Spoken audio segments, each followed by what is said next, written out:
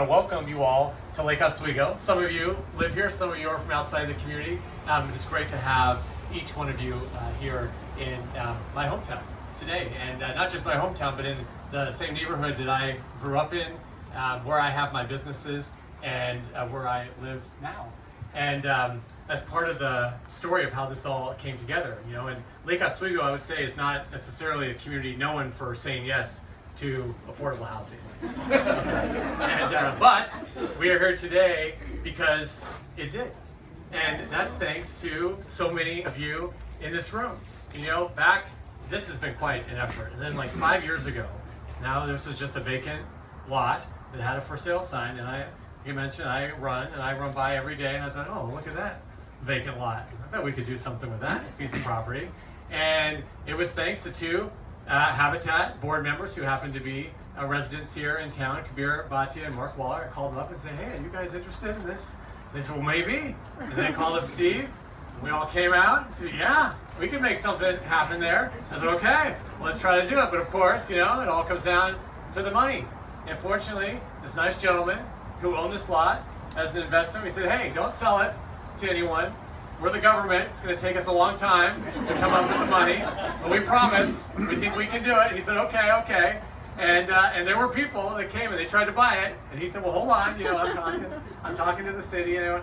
And so thankfully, he held off. Habitat said yes. I went to my colleagues on the city council. They said, yeah, this is a good thing. And now this is pandemic time, so there was a lot of the federal money coming in, the ARPA dollars. The city was able to commit ARPA dollars to this purchase. We got money through the state from Senator Wagner and now Congresswoman Salinas. They dedicated money to this. The Clackamas County Board of Commissioners dedicated money to this. So this really, at both the community level, then all of you, the donors who have given money to this process, to Habitat in general, to this project, each one of us, all layers of the community and government came together. And then it was a matter of the land use process, okay? And that's when the community here, neighbors, really stepped up. Community organizations in LO, like LO for Love, Respond to Racism, the Chamber of Commerce, the Lake Grove Neighborhood Association, they all spoke out in favor of this project.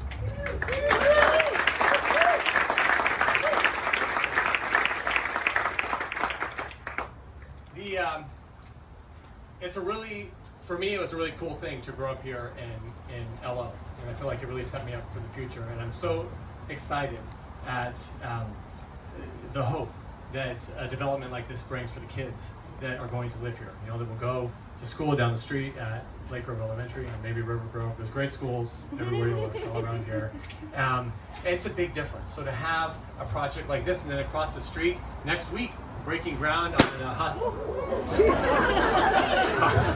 Hacienda CDC is doing multifamily development right across the street. These are our firsts. You know, this is the first Habitat project in Lake Oswego. And just a few years ago, we completed our very first affordable housing project, which is the Mercy Greenbrae project down on the old Merrillhurst campus there. And all of these projects have taken so many different people to bring together. And it's this diversity of residents that a vibrant and healthy community really requires, and that these projects bring. So all the work that all you supporters of Habitat are making an immense difference. I mean, this is transformational. Like what we can do, I mean, just to think about it, with a few $1 million, I mean, it's not like a small sum of money, right? But that we can do when the government invests that money in community, this is life-changing. This is life-changing, you know? And so we have to keep advocating for our leaders at the state level, city leaders, congressional leaders, to continue investing in our communities in this way, because it makes a huge difference. So thank all of you for being here. Thanks for your ongoing support, and thank you.